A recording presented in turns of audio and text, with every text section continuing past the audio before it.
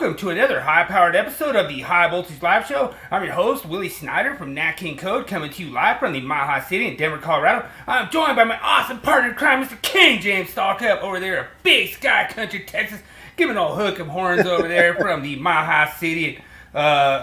Wish his Longhorns a little luck in the championship, and I don't know, James. I think it's going to be a lot of fun this year, and like I say, he's got the Stalkup Electrical Education, so if you guys are looking for any kind of study material or anything, look over to the Stalkup Education channel.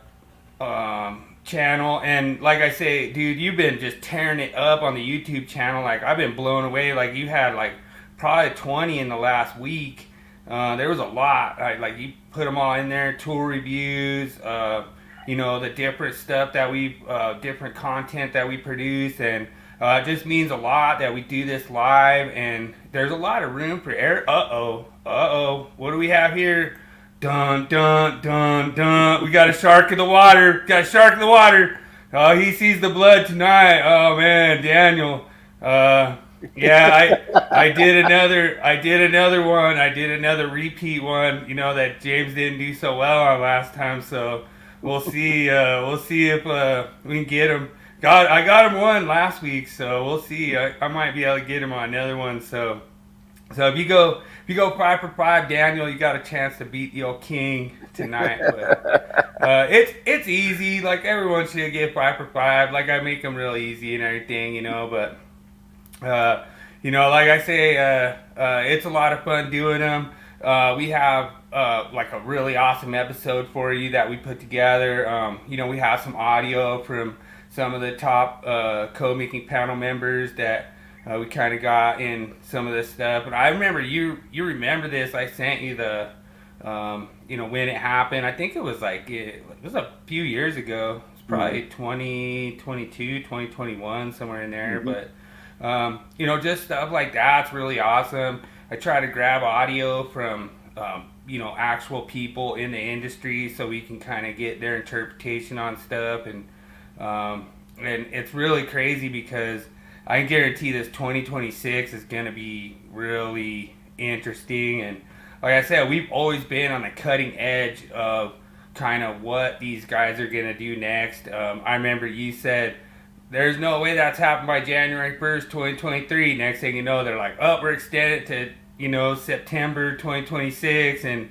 we're pretty sure they're going to have to extend it again because we're pretty sure it's not going to be compatible by then. But, you know, a lot of these guys say, oh, well, manufacturers need to just do this, and we're going to show you tonight that manufacturers don't have to do nothing. They're already compliant with the listed standard, and so it's pretty awesome. And oh, dude, we got Andrew. What's up, Andrew? Long time no see, man. Awesome. Yeah, you're up in here, man. You'll hook 'em horns to the Oklahoma guys jumping in. But no, seriously, I'm an Oklahoma guy, so you know, like, I'm passionate towards the old Oklahoma area. I'm so ready for Saturday. I'm ready for the season to start. I'm so pumped up. Actually, we're actually competing with the Buffs tonight. The Buffs, and I think they have South Dakota State at home. It's our home opener, so a little bit of a competition. But yeah, I'll give the old cheers over to Andrew. Awesome. Thanks for joining. And it means a lot. I really appreciate it. We've had so much participation. Like, this actually was one of my best posts in probably a few months. It was giving me all these alerts saying everyone's participating, jumping in, and it meant a lot. Yeah, it meant a lot. And like I say, there was a lot of correct answers in there. You know, you get those usual suspects that just have to come in and stir it up and try to, you know, get a little bit of you know, push on their side for what they want things to say. But, you know, we'll see tonight. You know, you guys can make up your own mind. We're not here to interject our opinion. And like I say, a lot of that stuff on the other side of the aisle has been a lot more opinionated, and like I say, it's fine if you want to, interject your opinion into argument. That's fine, I'll just say this. I'm going to show you what it says. 100% agree. And then you make your decision. One of the things that we try to do on here is correlate things to prove our point. Why we believe what we're not telling you just believe us. We're saying, look at what we're saying, see what's there, and then make a decision. This is what we believe based off of what we've researched and what we're referencing here. And a lot of times, a lot of this will go back, because I can pull from guys that got 50 years experience, that had been in the process and all that. And I'll call and ask them, hey, what, or I might ask Dad, I know a lot of people in the industry, and they'll tell me something, and I'll go, well, what about this? And sometimes it may be, well, I didn't know that, and then you start looking and sort of come to a consensus with them, but, then there's, like you were saying, there's this other side that's out there, certain individuals everybody's well aware of by now. It doesn't matter what we post, what we do, we're wrong, period. So what we tell you is we could be wrong.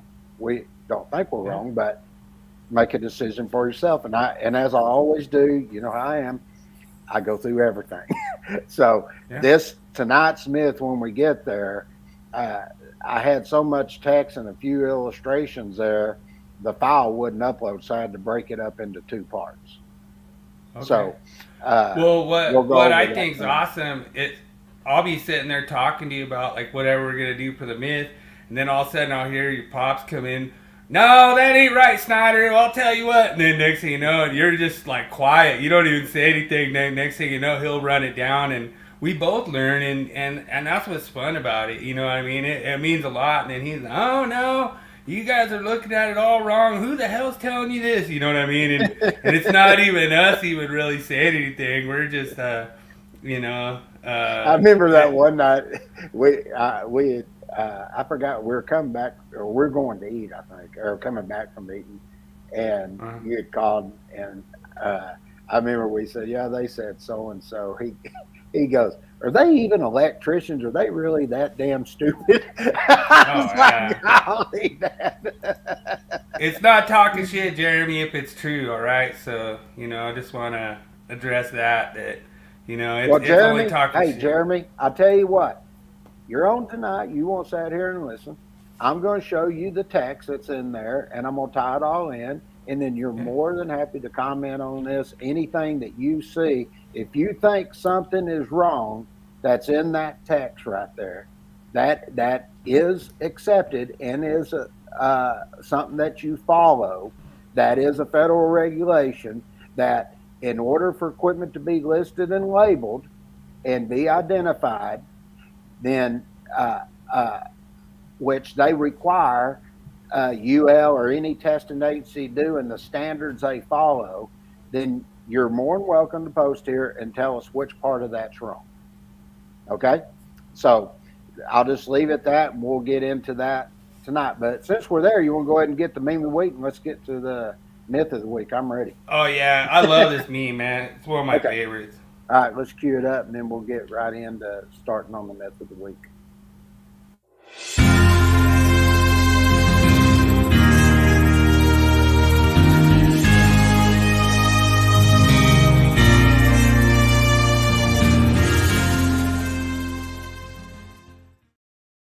So I joke with customers about that sometimes because they're like, hey, you going to give me 220? I'll be like, yeah, or 221, 222, whatever it takes, But it's really funny. I love that. For some reason, everyone says it's 220 always, even though it's possibly 240 or 208.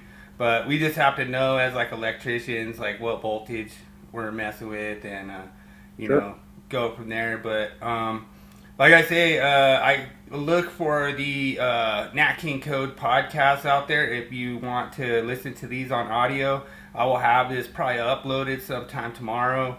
And like I say, you could just check it out on Spotify, NEC Code. And I've been following a lot of James's. He's been chopping them into shorts on the YouTube channel. So I've been going, every time he chops one into a short on the YouTube channel, I've been turning it into audio. So check it out on all your favorite audio listening platforms. And I guess we'll roll Myth of the Week. Yeah, speaking of that, before we roll Myth of the Week, I'm getting close to having everything caught up to 2024. I'll get this podcast broken down tonight, get it uploaded tomorrow afternoon sometime. But nice. We'll get that. I'm like in May right now, so I think I started back in July. So I'm only like six episodes that we did on the podcast away, breaking them down. So I got like 18 more to do. Once I get all those done, then I'm going to go back and break them all up and do them into the shorts and everything. And when you go to YouTube side, I'm just amazed at how many people are coming over, viewing. I mean, we're picking up new subscribers. The only thing I subscribe because, we're getting, I think just the other day, was it like in 24 hours, we had 1,800 views, Yeah. And I'm sitting there like, come on, guys, y'all can at least subscribe to the channel. It doesn't cost you anything.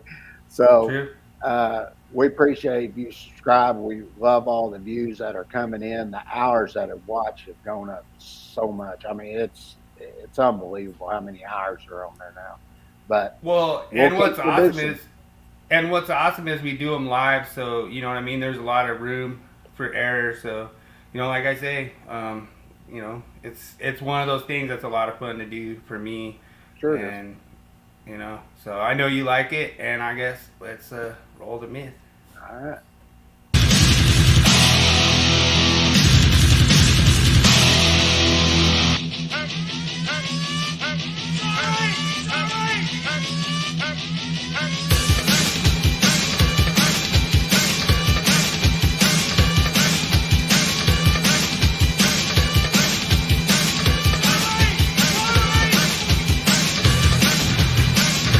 It's time for Myth of the Week.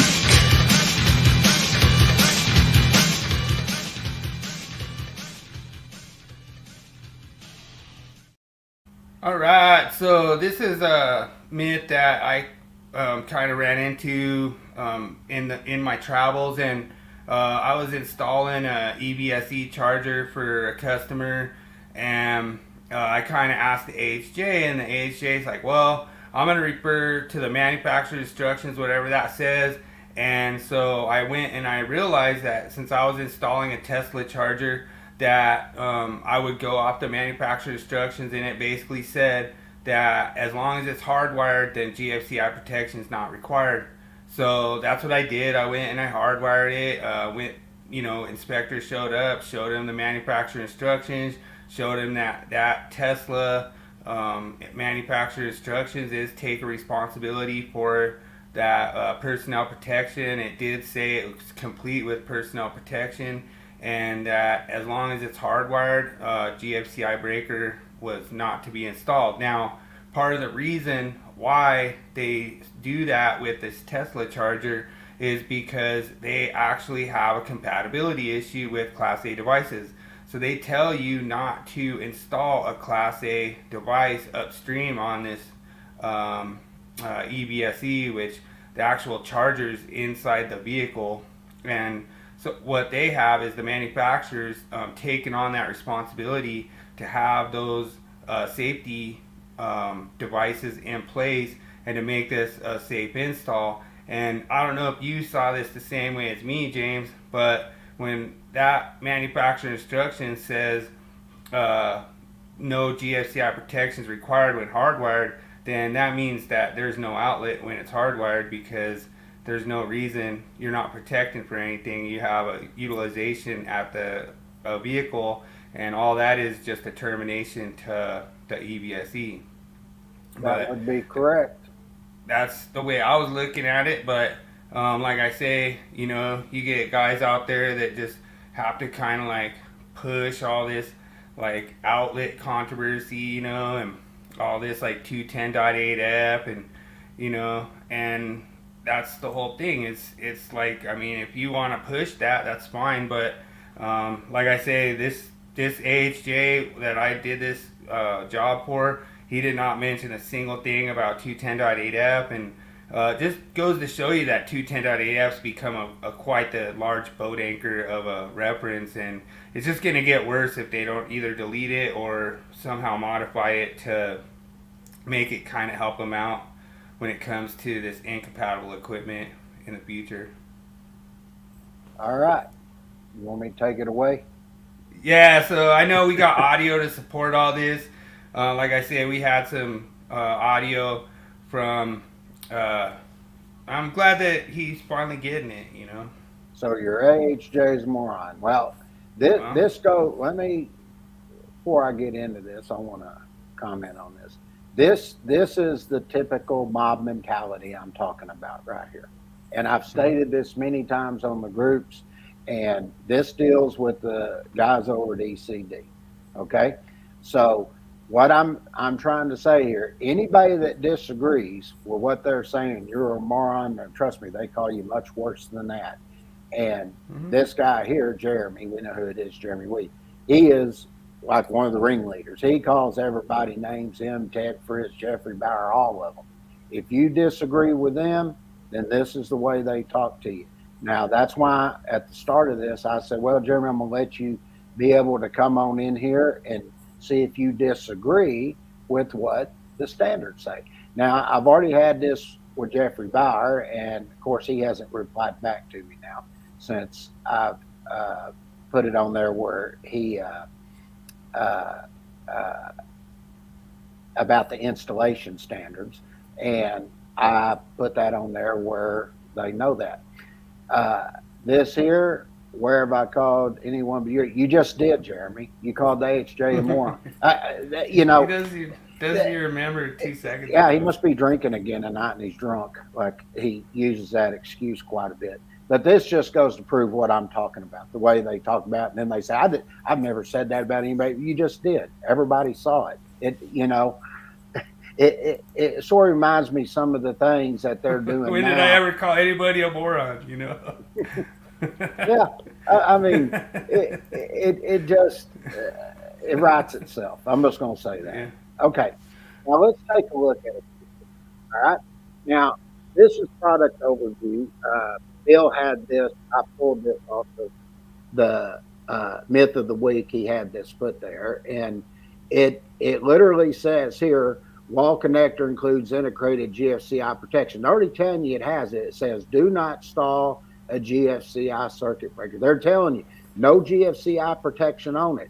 Now, they're going to come in and tell you 210.8F applies.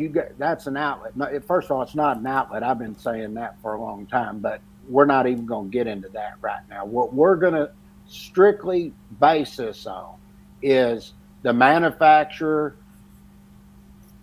instructions, the listing, labeling, identification of equipment. It overrides the NEC.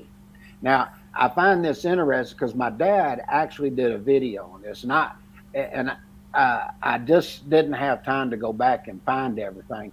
But he literally had a guy from UL that come on there. He was higher up. I forget his name. And he goes, why is this even an argument? And this is a guy from UL. He said, we follow the national codes and standards for the listing and labeling.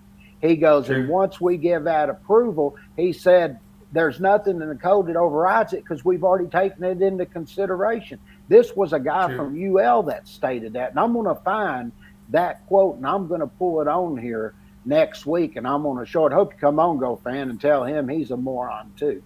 Okay? Yeah. One thing I wanted to say too, James, is I actually, just based on this, I actually asked one of the code making panel members, actually two of the code making panels from code making panel 2, if they considered this compatibility when they added 210.8F in, if they did any kind of investigation in it, and they said it was not part of their work. They said that that this is governed by code making panel 12, and they stay out of it. So that would actually be 625.54 in the audio that you have. So I just wanted to bring context into that so you guys know that when we get into that part. And I'll take it a step further than that. Just because it's in chapter 6. But if you go and look, does chapters 5 through 8 override or modify the first 4 chapters of the code? Sure. Sure. Now you're going to tell me this doesn't apply. And that's what gets me when they say this kind of stuff. They go in and they just disregard other parts of the code, and we're showing all these things here to prove this point. But with that said, let's move forward. Now, this just is to pull out. They're telling you do not install a GFCI circuit breaker, and I'm going to prove here that what I'm saying, that it doesn't override it, because it's based on what is required out of the testing agencies in order to do this. Okay? Sure. Now, this right here, and I brought this up because this was from Jeffrey Bauer, and he quoted, I think it was 1454 or something like that, where he got in and he talked about the normative references that are in the UL document. And I want to read what it says. I'm going to read the first one first. It says, where reference is made to any standard, such reference shall be considered to refer to the latest additions and revisions thereto available at the time of printing unless otherwise specified. Now, let me just hit that, because he highlights 4.2, but he doesn't highlight 4.1. If they're making reference to a standard, and one of them, when they put a testing procedure together for whatever equipment they're going to do, which is going to be an ASTM standard. Okay. Right. Now, when they put that together right there, they consider which national electrical codes and everything through that testing standard in order to do that. Okay. True. So if they made reference to the national electrical code, then that takes care of it. And if you look at the National Electrical Code, what have I said that code is? I said it's a design and installation standard, right? We actually have the audio of what Tommy D says live, so that'll be coming up. We'll be showing that here in a minute. Now, 4.2, he says products covered by this standard shall comply with the reference installation codes and standards noted in Annex A as appropriate for the country where the product is going to be used. Once again, they're telling you, you're referencing here which standards you're going to use. So if you have an installation code like the National Electrical Code or the Canadian standards, then you're going to look at this right here, and they have to consider these codes to do this. This is not after the fact. Okay? So right. that's what I want to point out here. It says when this product is intended for use in more than one country, the product, now listen to what it says. The product shall comply with what? The installation codes and standards for all countries where it's intended to be used. So if that's the case, it tells me the product has already been tested through their testing procedures for it to be used. And I'm going to prove that because of what is required in 1910.7 in order to be considered a NERDL. Okay? Sure. Now, from there, I'm going to switch over right here, and we're going to look at the National Electrical Code to start this off, and then I'm going to tie everything together. All right? Now, when you go and look at 110.3b and you deal with the installation use of equipment, what does it say? It says equipment that is listed, labeled, or both are identified for a use shall be installed. Hold on a second. I want to put this up right here. OSHA has nothing to do with this. Once again, this is Jeremy that doesn't understand the correlation of the codes and standards to go together. Let me explain this to you, Jeremy. OSHA, if the NEC didn't do certain things, OSHA would not recognize that standard. Okay, it wouldn't even be in their reference standards in the back of their annexes. Okay, the same thing goes with 70E. Let me ask you this: if OSHA comes out and there's something that happened, and they go in and they take and cite something from, say, let's say it was electrical safety, and they cited something in 70E, how would they be able to do that? Well, the reason they would be able to do that because they use it in the back of their standard as a remedial standard, and then they cite you on violations they have, but yet they use that standard in order to cite maybe you didn't wear the proper PPE. And why was that? Well, because you didn't go in and you didn't provide the available fault current, the clearing times, and all this to know what type of PPE you wear. They don't show you how to do all that. That's in 70E, but they'll use it as a remedial standard in order to cite you for not wearing the PPE that they require. Okay, and that is a good example. And in order for you to have a qualified testing laboratory, or NERDL, they call it either one a QTL or NRTL, NERDL, a national recognized testing laboratory, in order for OSHA to recognize them as a federal standard, they tell you have to meet certain requirements. Okay. Sure. And guess what? The NEC recognizes that. Okay. Yeah. The NEC is not going to do something to disalienate or to alienate OSHA. Okay. I can tell you that. Sure. Matter of fact, when we started, this is experience talking here. When I was on the 70 committee, I've been on it pretty much since it started. And then when we started adding all this stuff and getting into this, guess what? We had Joseph Pipkin on there, who was in charge of it. He was actually a member of it. And I specifically have heard him say, he's retired now, but he specifically has stated that the manufacturer's instructions, or the listing and labeling, override the National Electrical Code, because they expect the manufacturer to take all those codes and standards into consideration. Okay? Sure. So, with that said, let's move forward a little bit. So, what is the installation in use here? Equipment that is listed, labeled, or both are identified for use shall be installed and used in accordance with any instructions included in the listing, labeling, or identification. Now, I'm going to stop right there. Here I have a listing and labeling, and it's telling me, and as y'all pointed out, well, they don't consider installation. Well, what does it say here? For use shall be installed and used in accordance with any instructions. It says installed and used. Yeah. It's telling you here they've already considered this in order to have this listing, labeling, or identification. Okay? So this goes hand in hand with one that I did a long time ago, where we had a gentleman on YouTube that was installing equipment while energized.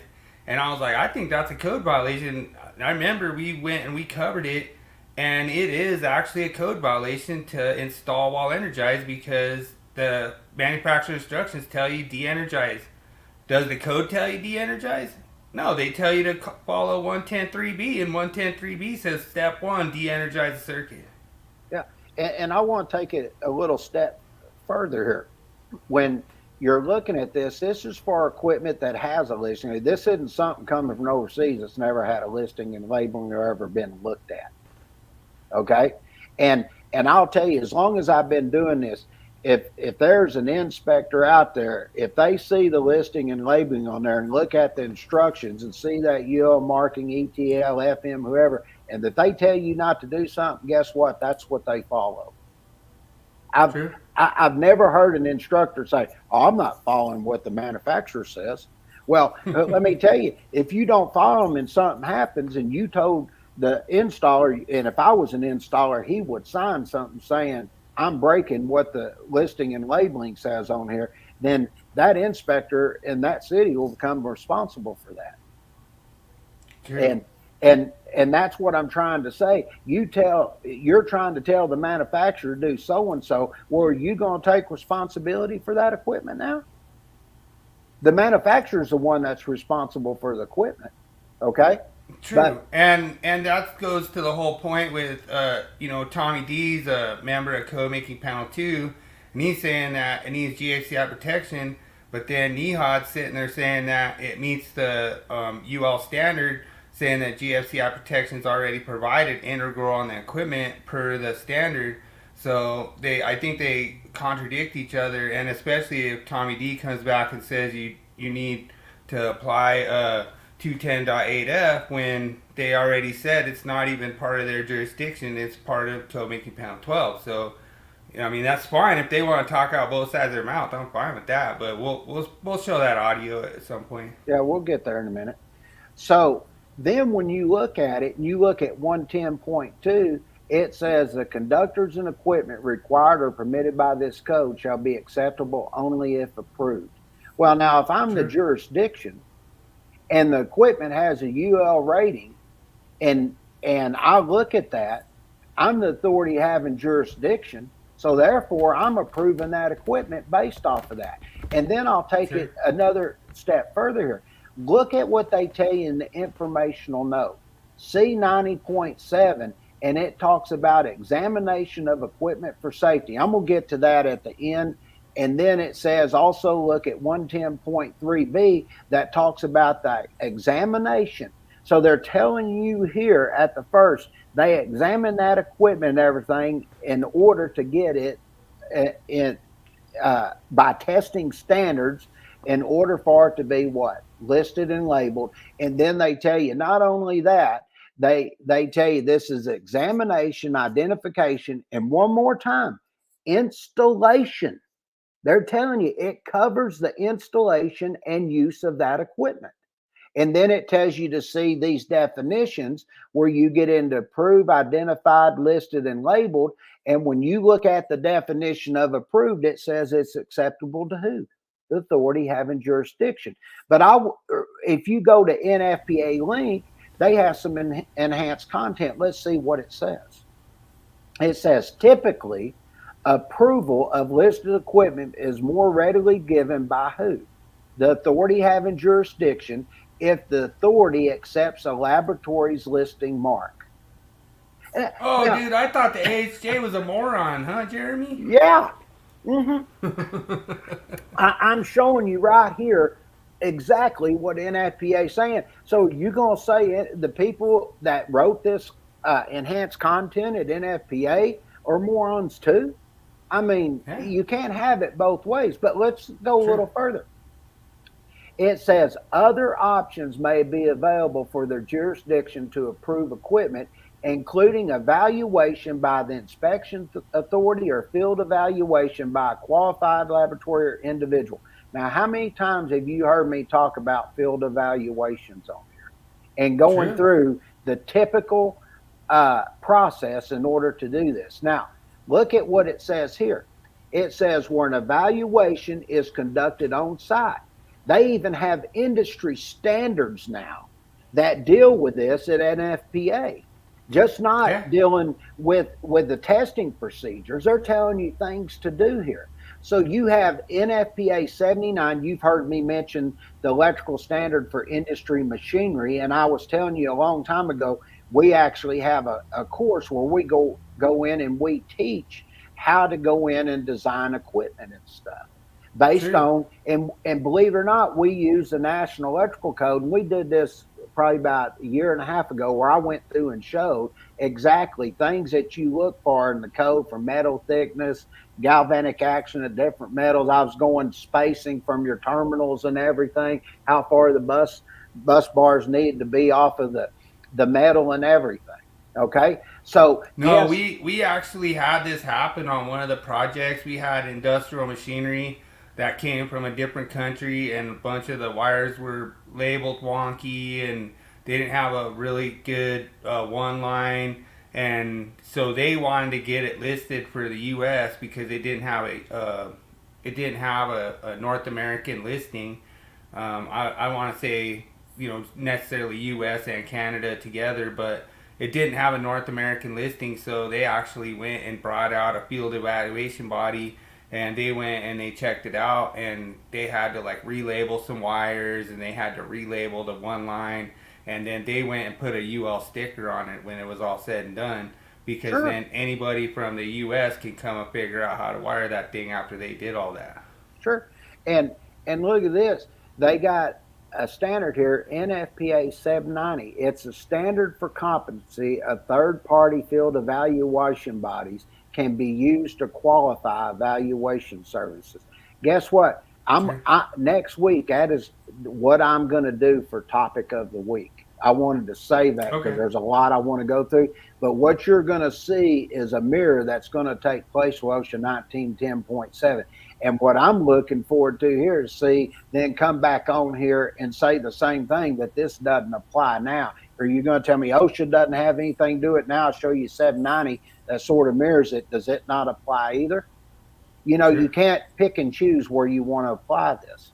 Now, NFPA 791, this gets into your where you're doing custom made equipment, and I was talking about a UL 508 and 508 shop I've talked about before many times on here. And this is recommended practice and procedures for unlabeled electrical equipment evaluation can be used to evaluate unlabeled equipment in accordance, now look here, with nationally recognized standards and any requirements of the AHJ. Now, the reason I'm pointing that out right there is because when I get to that point right there, you are going to see where I talk about you have to consider national codes and standards.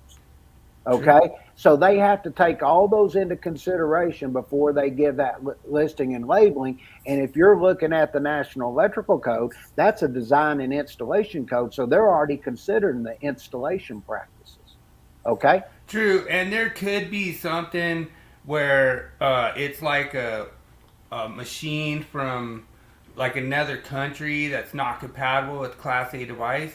And guess what? The AHJ has the power to say, you know what? That's not something that I see as a big deal. Installing that here, hardwired in the U.S., like hardwired in Israel or hardwired in the U.S. as being any kind of change. And then they can make that consideration as not disregarding safety and complying with the NEC at the same time. Sure. And if you look at the last paragraph, and you'll remember this because we did this about close to 2 years ago, I would assume. But probably. It says, see also 110.2, 110.3 in the definitions of authority having jurisdiction for more information on approval process. Now, that's for equipment that's listed and labeled, but the next part of that sentence says, the definitions of field evaluation body and field labeled for information on this option for product approval of AHJ. That's where we get into the custom made equipment. And they added those two definitions in the 2023 NEC, which ties in with what they were saying here with NFPA 791. Okay? Nice. Now, well, and we really appreciate guys like Jeff Bowers coming in and providing information that they're misinterpreting, and you know, that's awesome that we can come in and explain it better. Sure. Now, with that said, I'm going to go through all this and I'm going to wrap it up with some of the definitions and stuff to show what we're saying here is correct. Well, don't forget the audio you got. Oh, yeah. Well, matter of fact, we'll start that audio right now and then I'll go into this. So let's listen to the audio here that you put in here. Protection. So we had enough votes to create the first division and the second division, if I remember correctly, but then it wasn't 2/3 of the panel member votes to make the change. So I guess from the public it was killed, like it never made it through. So, and Willie's saying, did the task group investigate EVSE? Now, the EVSE GFCI requirement is actually not a part of our work. Oh, equipment, electric vehicles. But my understanding is the charging, and then any charger that's UL lifted would have personal protection. Because CCID 5 or CCID 20. So And then Willie was saying, I think on that case that you were talking about, he says, did the circuit have an EGC? And I don't know the answer to that. I think there was a problem with the equipment grounding conductor. I think if I remember correctly, that the details, I can share the details because it was, I happened to be an IEEE, just like a conference like this was in PCIC, another conference, walked into a room for a presentation. The author was talking, or presenter was talking about something completely different, had nothing to do with GFCIs, but he is a forensic engineer in Chicago, and he happened to be the individual who went and investigated this case. And he mentioned that we were between the first draft and second draft during the public comment stage. And I went to talk to him after his presentation and said, hey, I'm trying to, I think his name was Tom too. Can I, would you be okay? Like I introduced myself, and I think we should work on fixing this problem so that we don't need to lose another life. This was sad. This boy should have been 20 some years, almost 30 years now, had he made it, right? I think he was 10 or 7 years old when he lost his life. So I asked the presenter if he would be willing to share the details with me, because he was just talking like generic. And he was nice enough to, of course, got the permission from the lawyers and from the family of that kid. And he told me that they were waiting, and the message was kind of really powerful. They want this to change so that this, saves lives, and that no one else would have to go through what they have gone through because of losing their child. And I told him when this happened, the code was updated, and he told me that they were happy that there was something good came out of this tragedy. So he shared with me the pictures and the whole story. I believe it was some problem with the unit, and then the maintenance guy came and they miswired the unit, and there was some issues with the unit, and then it's failed. So that's like a perfect storm kind of picture. Yeah. Like and this would get us to the argument. What if the person, a competent person, and here's the thing. Yeah. Okay. Dude, I don't know what's up, but that 12-string sounds amazing, dude, for backing. I wonder who put that in there. I don't know. Might have slipped it in. I should have probably made it a little quieter so you could hear that they said that that's not part of their work, that is the work of code making panel 12. That was they actually refer you to 625.54, and they don't refer you to 210.8F as a lot of people would like you to think. And, just stuff like that. Then the whole thing, they give you the whole backstory with the 210.8F, how it got put in the code, and how it was a maintenance guy who miswired the unit, and then the kid jumped on it, lost the equipment ground, all that stuff. And a lot of that stuff I think is a little suspect as far as code change. But I'll make a statement on that. I was listening to it, and one of the things Tom Stamir is saying, somebody asked a question, was an EGC installed, and he goes, well, I'm not sure if it was or not. You're on code making panel 2, and you're supposed to worry about technical merit of something that needs to be justified, and you didn't know that there wasn't an equipment ground pulled in, and that's what really caused the death of that individual, and then you try to push GFCI protection on it, and when it became a wiring issue, and you didn't know that, give me a break. I'm not following that. Yeah. If I was on code making panel 2, I would know that. And the thing was that we actually posted this exact clip from YouTube, and Tommy D was like, oh, no, 210.8F still applies. It's like, okay, that's fine, but you can't have it both ways, just like me and James are saying. You can't just pick and choose like, oh, well, generically all EBSE applies to 210.8F, but, it's our opinion that this one has a Class A protection, or it's not. The reason that there's a problem with this is because the EBSE is not compatible with Class A devices. So when they provide personnel protection, it's 20 milliamps. Well, 20 milliamps is not considered Class A protection. That's why there's an issue here. Correct. And they want to argue that. Now, based on that, if you look right here, it talks about the application, and it says this section shall apply only when the term, your NERDL, National Recognized Testing Laboratory, is used in other sections of this part. Okay, we're going to get in, we're going to show all this. Now, if you look at the laboratory requirements for NERDL, what does it say? It means it's an organization which is recognized by OSHA in accordance with Appendix A of this section, and which tests for safety. And how many times we heard, well, you don't care about safety. Well, no, I do care about safety, and so does these laboratories that are doing this testing. This is one of their requirements, is to test for safety.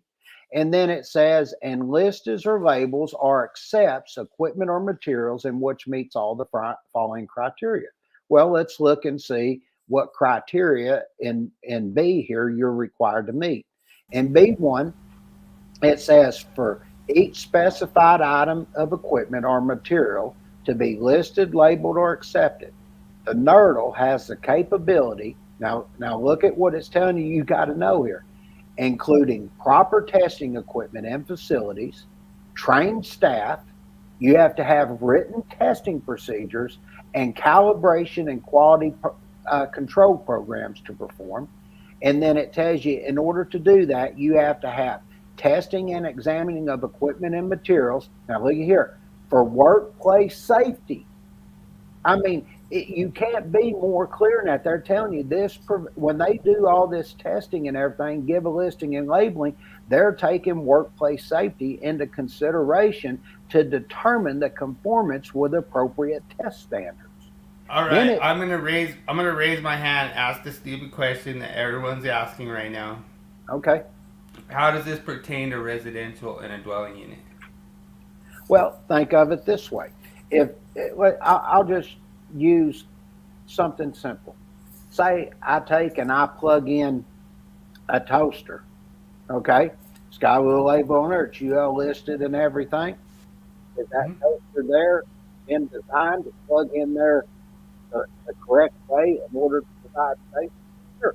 Let's say that I have an AC unit outside. I've got an AC unit out there, has a UL listing and labeling on it. Has it been designed to provide safety? True. Okay.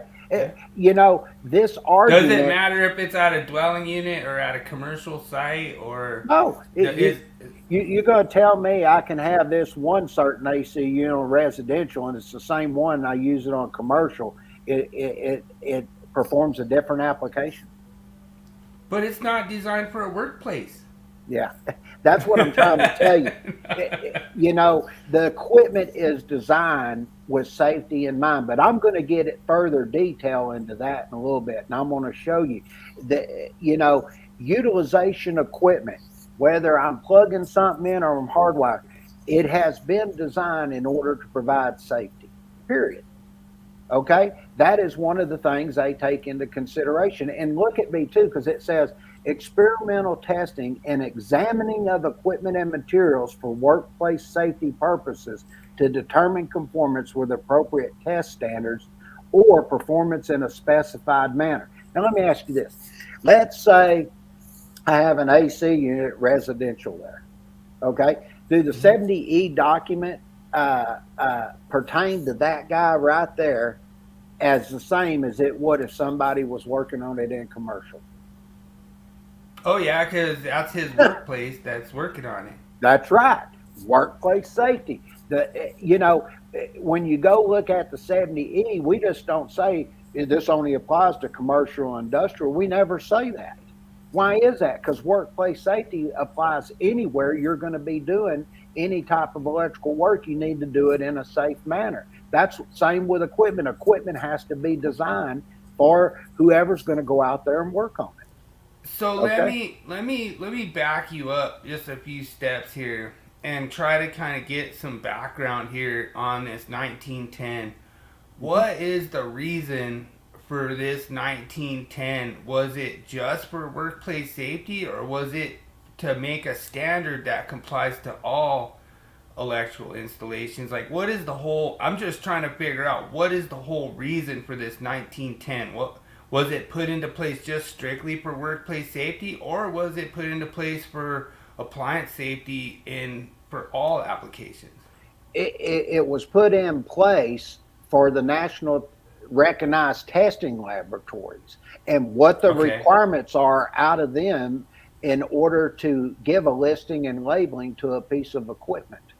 Or it's for the equipment. And what they're telling you here is they're doing the testing and everything for the equipment and materials for workplace safety purposes. Okay. It's not, this here has nothing to do with workplace safety that you're actually going out to work. They're telling you the equipment is designed that way for workplace safety. Gotcha. Okay. Okay. Yeah, I was just trying to kind of back you up a little so everyone understands, kind of in layman's terms, that this isn't like just going after workplace safety. This is a standard for overall compliance with electrical safety. Sure. And watch what it says here. When you get and look at 1910.7b2, it tells you here the NERDL shall provide to the extent needed for the particular equipment or materials listed, labeled, or accepted. You have to follow the following controls or services. This is what's required of the testing laboratory. It says you are required to implement control procedures for identifying the listed and labeled equipment or materials. Your inspects the run of production of such items at factories for product evaluation purposes to assure conformance. Now, listen what it says. To assure conformance with what? Test standards. Okay, that's your ASTM standards for the equipment. That's why you got all these UL standards out there. Okay, these are your test standards for that. Then it says, conduct field inspections to monitor and assure the proper use of its identifying marker labels on products. And in other words, what I'm trying to say is, the argument's been on the AC unit, and they had to go in and put an exception there. And I said, that exception shouldn't even be there. And I've got crucified left and right. Well, the reason I say that is because the manufacturer has already had to go through the listing and labeling for that piece of equipment. And the way that equipment is sitting out there, there was nothing in the product standards for listing labeling that said it needed GFCI protection. Code making panel 2 just said, you know what? We need to take and have listing and labeling on there. I mean, we need to have GFCI protection.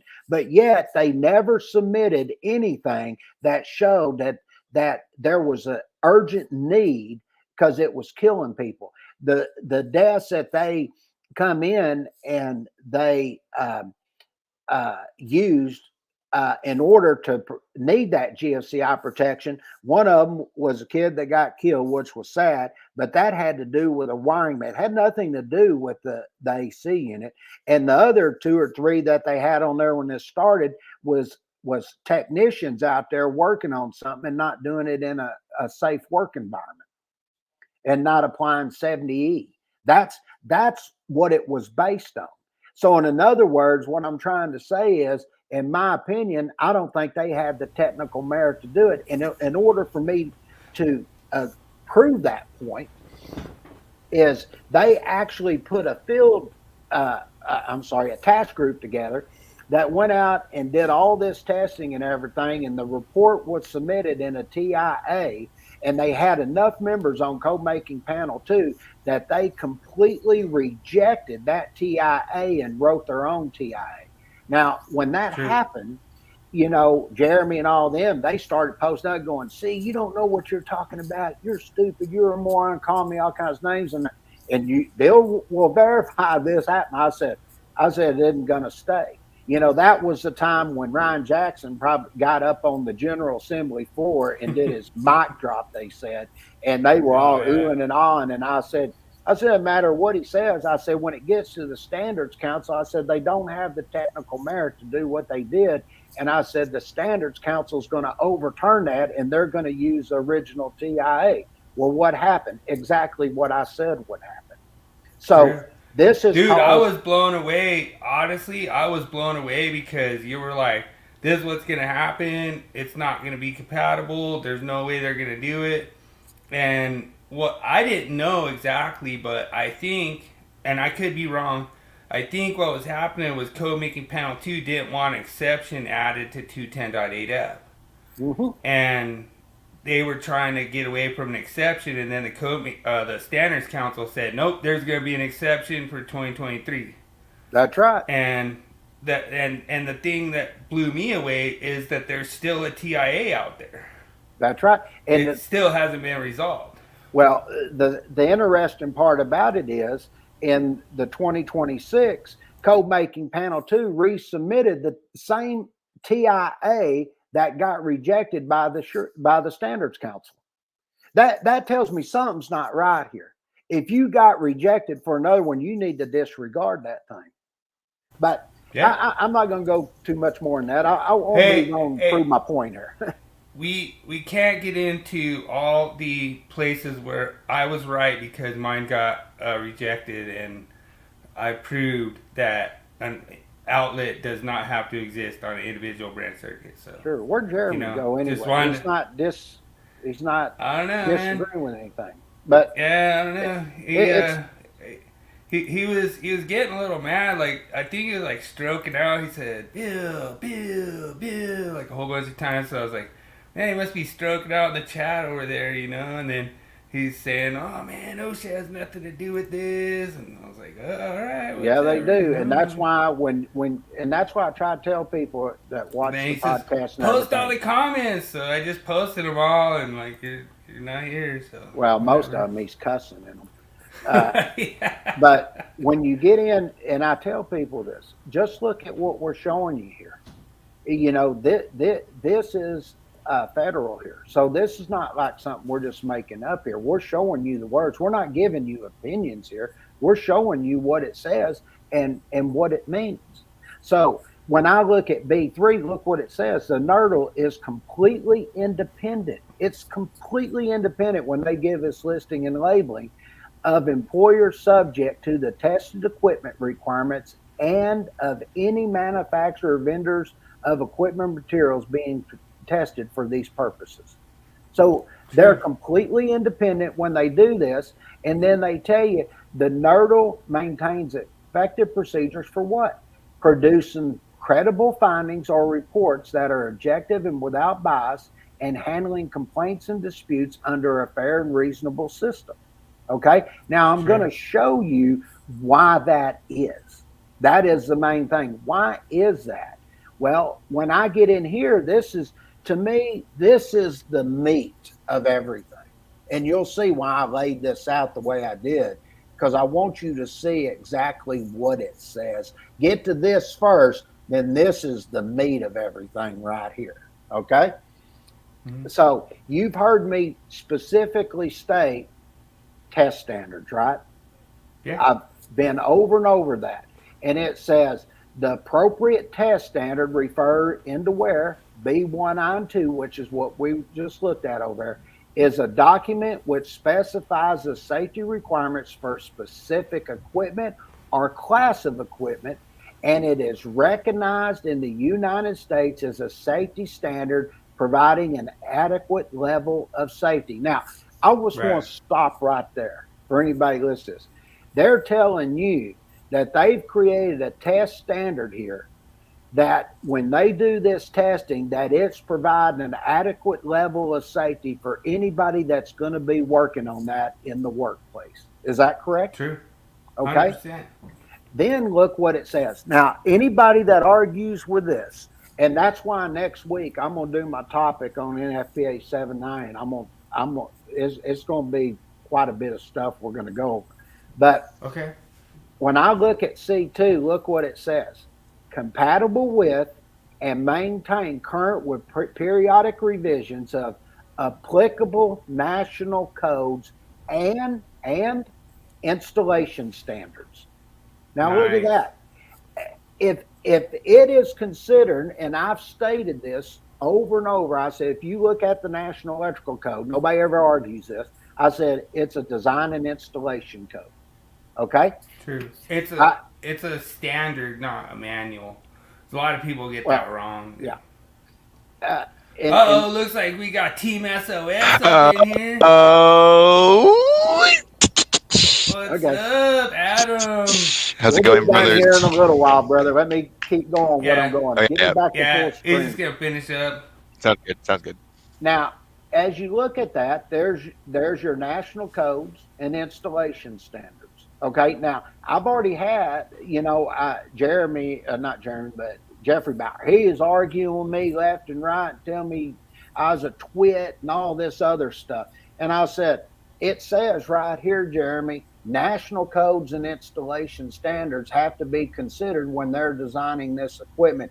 And he just started calling me all kinds of names and everything. But listen to what else it says here. And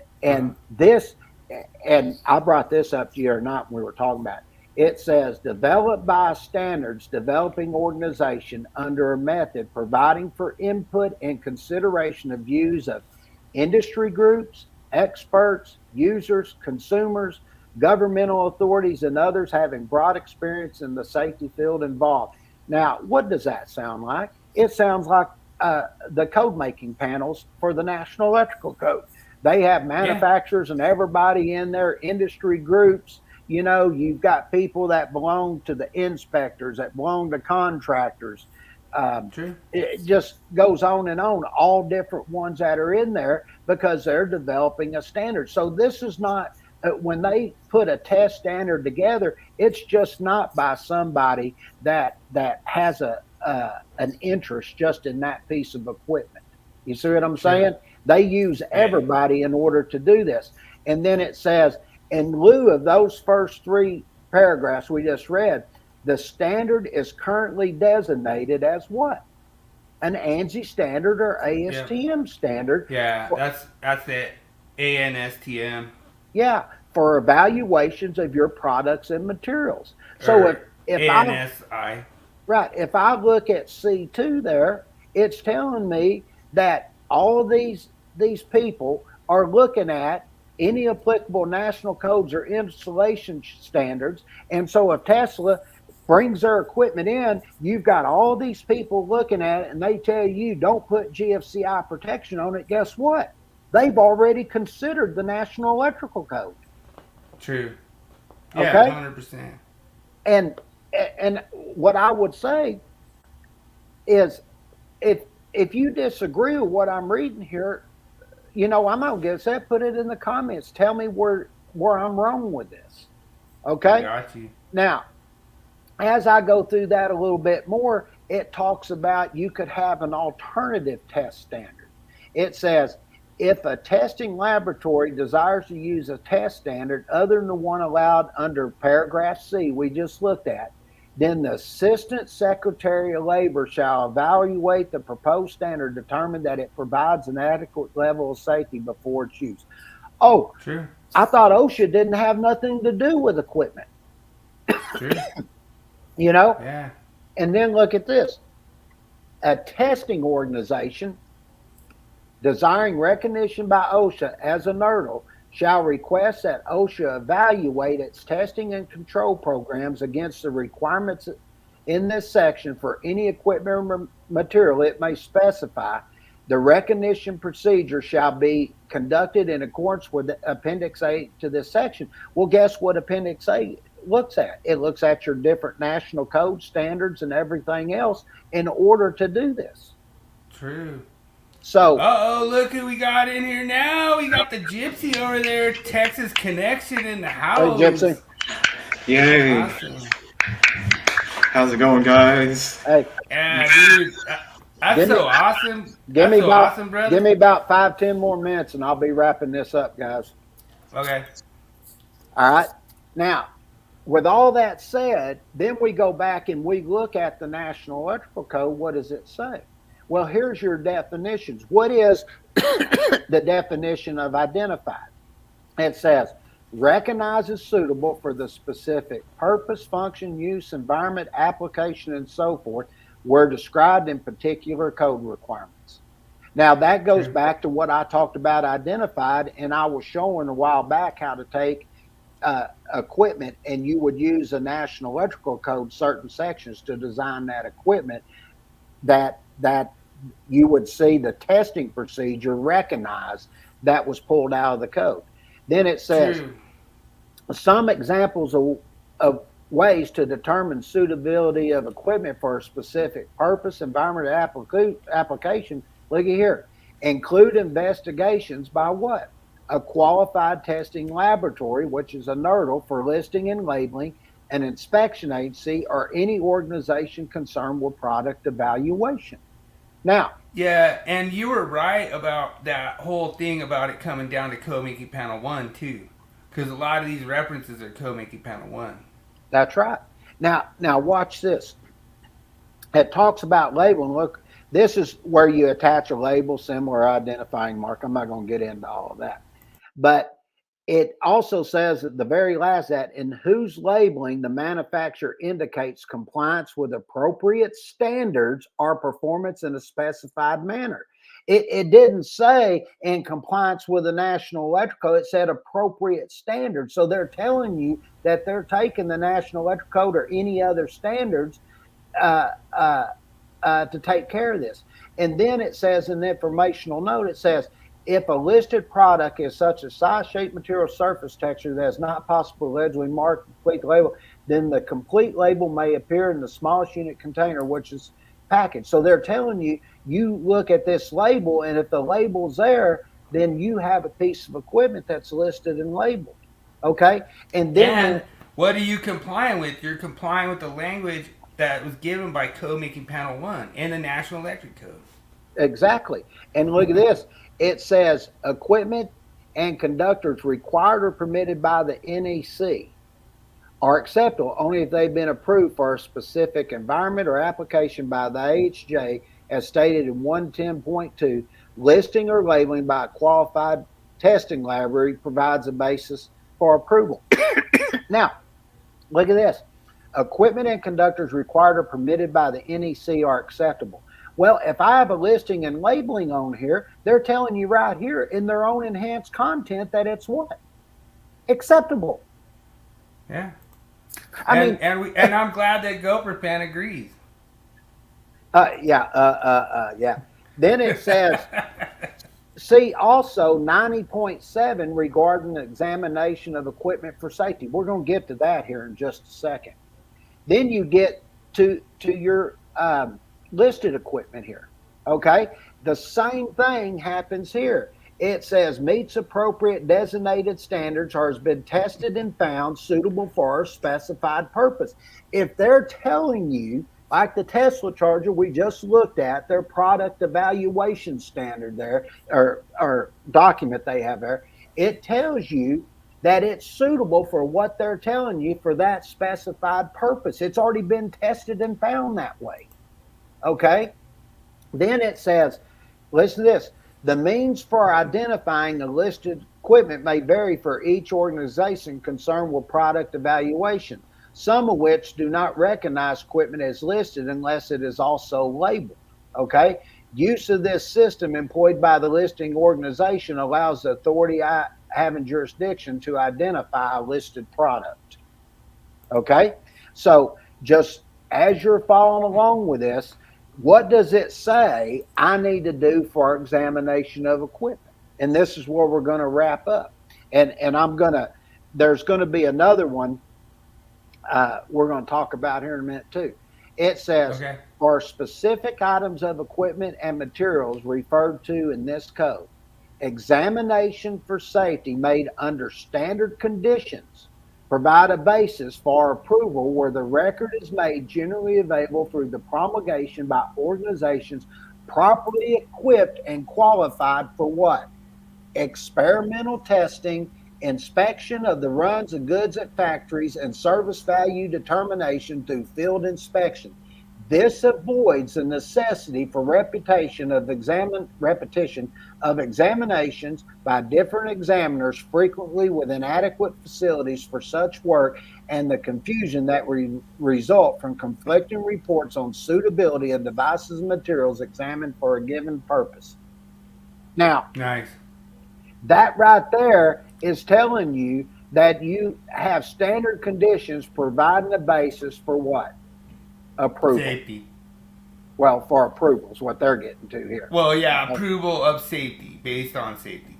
Now, when you look at that, then it says it is the intent. It literally is the intent.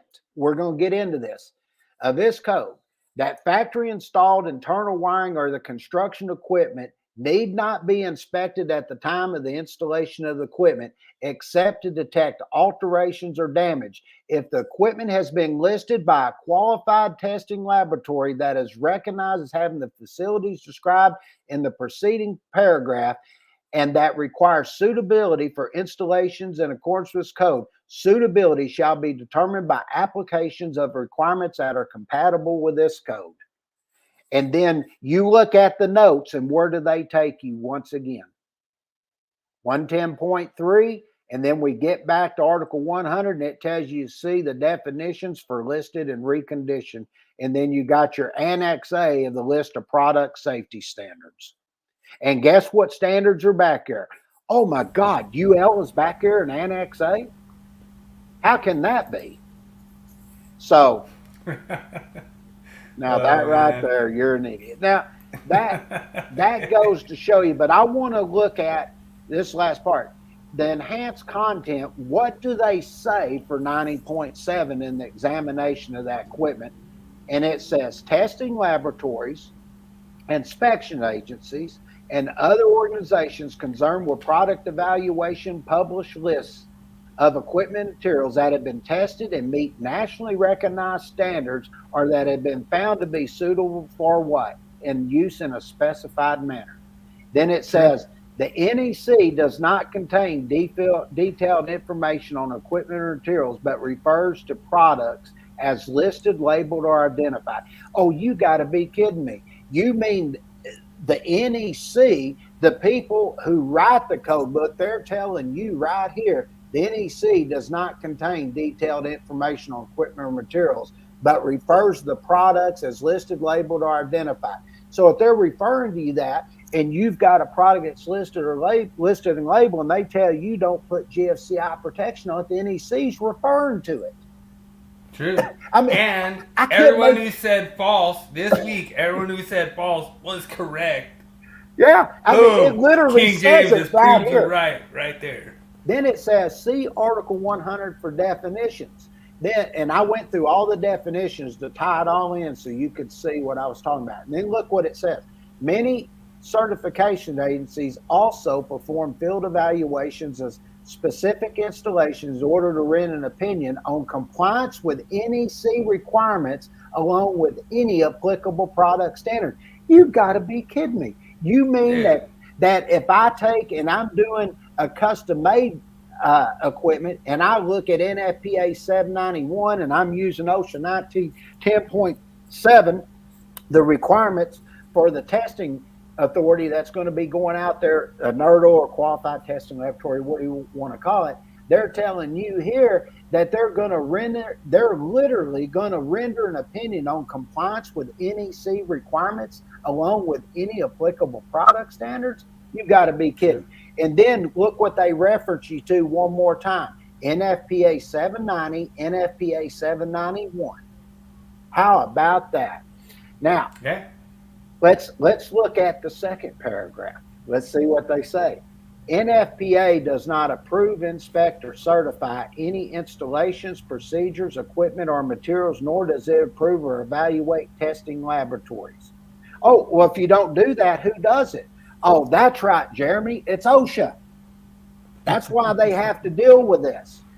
Are you picking up and learning it yet, Jeremy? Instead of just calling me names, listen to what I'm saying. Oh, dude, nobody's getting pissed at anybody, Jeremy. Like we're just laughing at you. I'm just trying to tell you. I'm reading what it says, and you're not disputing anything I say. Instead, you're just saying, "Oh, you are pissed off." I'm not pissed. I never get pissed. Yeah, we just show what it says. Now listen to this. I love this part. In determining the acceptability of, looky here, installations. There's installations again. I've been stating this. Installations are procedures, equipment, or materials that AHJ may base acceptance on compliance with NFPA or other appropriate standards. Okay? The AHJ may also refer to the listing or labeling practices of an organization concerned with what? Product evaluation to help determine compliance with what? Appropriate standards. So here, NFPA doesn't do any of this. They're telling you it's the AHJ, and if you have somebody that say UL that's coming in, they're doing product evaluations, they have to concern themselves with the installations and everything that goes with it as part of compliance with the testing standards, with all the different appropriate standards. The AHJ can accept that. That's what they're telling you here. And then what does it say here? Informative Annex A contains a list of product safety standards used for product listing. Oh, you got to be kidding me. It says the list includes product safety standards for which a listing is required by the NEC. Oh, wait, the NEC is requiring this for a listing? I just can't believe this is what I'm reading. For example, 344.6 requires that rigid metal conduit, RMC, be listed. By using important Annex A, the user finds that the listing standard for rigid metal conduit is UL6. Oh, you mean they actually have a standard there, that they have a testing standard in order to test all these different pieces of equipment in order to give it a listing and labeling? That's what I'm trying to say. The NEC recognizes this as what they're going to use in order to list and label that equipment, and part of that listing and labeling includes the installation, which it specifically states right there. I'm telling you right now, the Willie Jackerson steel conduit factory is going to be really pissed off right now because they haven't had to get a listing yet. But we'll see. We're getting ready to go with the Willie Quiz. So anybody that wants to jump in on the Willie Quiz, feel free. I sent out a bunch of guest invites, and I really appreciate Cesar. He had a really cool stream last night. It was really fun checking out the new politically correct Castle Wolfenstein. Oh, that's cool. That was really crazy. Like they had like Facebook logos and all this stuff, and like you were shooting people that were shouting German, but you weren't Nazi. You were Facebook or something. Oh yeah, it's on a website called Windows93.net, and yeah, it's basically a modded version of Wolfenstein 3D, which, nice. If I'm not mistaken, it's an MS-DOS game. Yeah. Okay. It looked kind of fun. I mean, it was like it looked like you were having trouble getting out of the castle at the end there. Oh yeah. I'm not sure. I'm just gonna call them soldiers. It could be called something else though. But those guys in like the beige suits, they're pretty tame compared to the blue officers, which they just call SS, or their full name is Schuhstaffel, which is a German word, and they shout out "Mein Leben" when they die. And okay, on the third episode, there's going to be a officer, which is white, and shouts out something else. Yeah. Okay. Sounds and like those fun. guys are probably way more tricky or whatever. Oh yeah. All right, you ready to kick it off? Yes, sir. Get the intro to the Willie Quiz. I love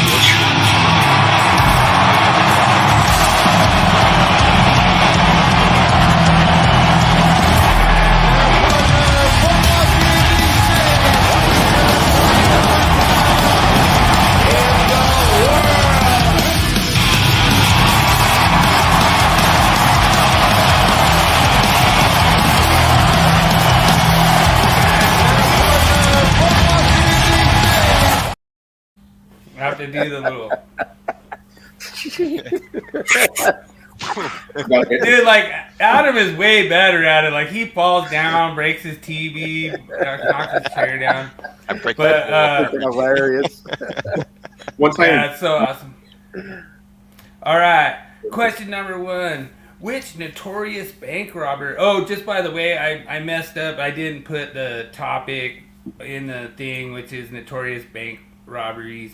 But question number 1. Which notorious bank robber earned the nickname the Gentleman Bandit due to his polite demeanor during his heist? Was it A, Jesse James? Was it B, Willie Sutton? Was it C, John Dillinger? Was it D, Clyde Barrow? Or was it E, Willard F. Jenkins? Good luck, everyone.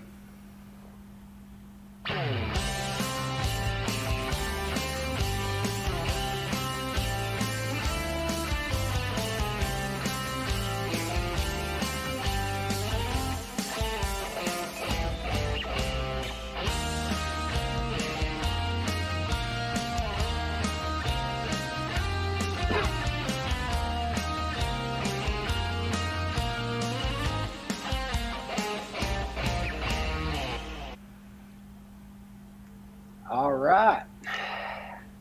What are the answers coming in on this one, brother? I remember going down, we were in California. We went over to the Gene Autry Museum, and they had other stuff about Westerns and stuff like that. And I remember there were two different ones. One was called Black Bart. I remember Black Bart was called the Gentleman Band, but there was another one that was on here. I'm not saying who I think it is. I'm going off memory. I remember the Black Bart, but I think I remember which the other name was. It's one of two. I can't remember the exact one, but I was going to wait to see if everybody else answered, then I'm going to roll with mine. All right. Well, looks like Daniel J. I haven't even seen if Daniel J. joined up yet. I might have missed him, but Daniel J. goes with B. Willie Sutton. Oh, that's a good name, Willie. I like it. That might be an intentional plant, possibly. But, I was actually in between Willie Sutton and Clyde Barrow. I know Black Bart was one of them, but I think that other one was Sutton. I know it's one of those, but I'm gonna go with B. I think he's right on that. So you're saying Black Barton was Clyde Barrow? No. Black Bart. I forget his name. Okay. I just remember Black Bart, and he was actually the very first Gentleman Bandit, but there was another one that was more recognized. Black Bart, actually, until he got caught, he was like a pillar of the community there in California, and that's how he built his wealth and stuff up. And then he finally got caught robbing a stagecoach or something. I can't remember, but people were shocked when he got caught. I forget his name. I think he was a German descendant or something like that. And but that was really one of the first, and somebody can check and see that if I'm right, because I remember reading about that when we were at the Gene Autry Museum there in California, or was it the other one? We went to two different ones. My dad's a big Western guy. All right, well, let's see if King James sold it for Team SOS and the Gypsy Connection, Texas Connection over they there. go with? See what you guys are gonna pick. I would go. Welcome in, Ann. Thanks for joining, Ann. Appreciate you jumping in. Thank you. I would go with B because it reminds me of you, the Willie Snyder Snow. All right. Might be an intentional plant to get you guys wrong answer. Well, growing up, I've always heard of Jesse James, and that's the only person that I know as of now. So I'll go with A, Jesse James. Final answer. All right, such a good answer, Cesar, and your wrong answer is B. Willie is the most gentleman name out there, and so great answers from everybody. And I see Daniel J is already bringing his A game on King James, and we're gonna have a great quiz. So let's go on to question number 2. The 1972 bank robbery in Beirut, Lebanon, is often referred to as the heist of the century. What was the target of this robbery? Was it A, the Bank of Beirut? Was it B, the British Bank of the Middle East? Was it C, the National Bank of Lebanon? Was it D, the Banque de Liban? Or was it E, the Crown Royal Jewels? Good luck, everyone.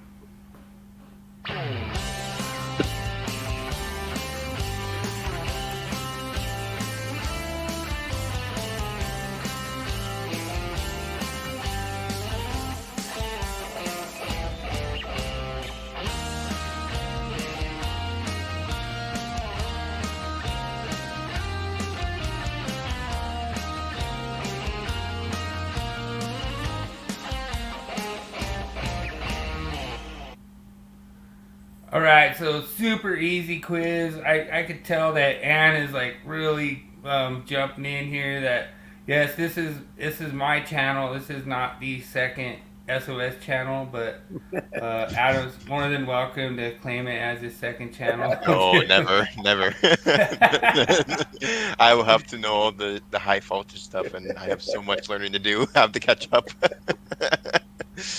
Or I mean, we could delegate it into different departments. Like there's a Team SOS department of, or There you division go. of, this, that, sports, Yeah. education, everything. Well, this was back in the 70s. I sort of remember a documentary on this, and I Yeah. remember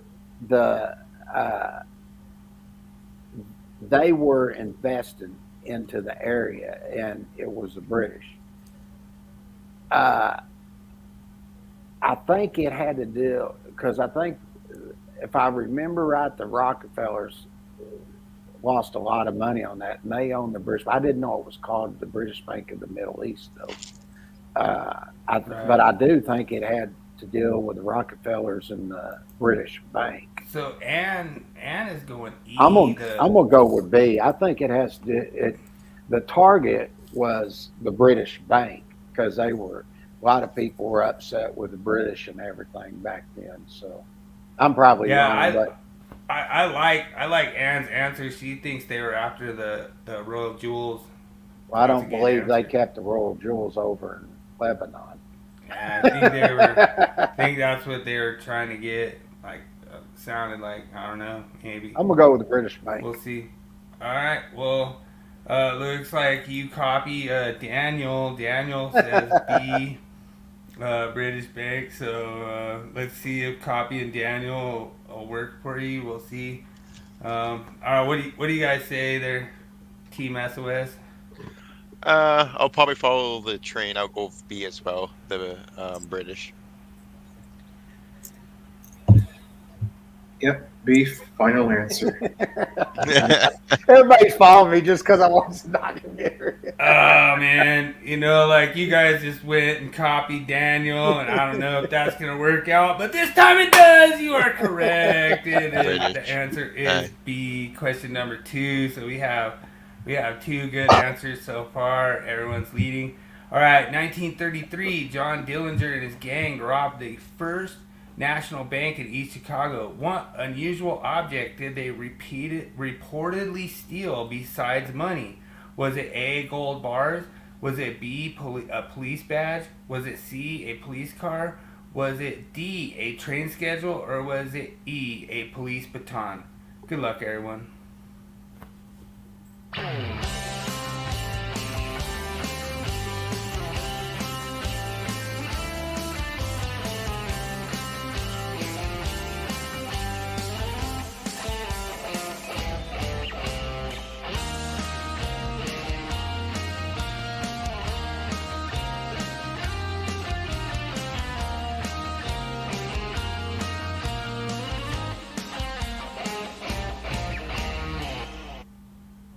All right, right out of the gate, Ann has the answer with D, train schedule.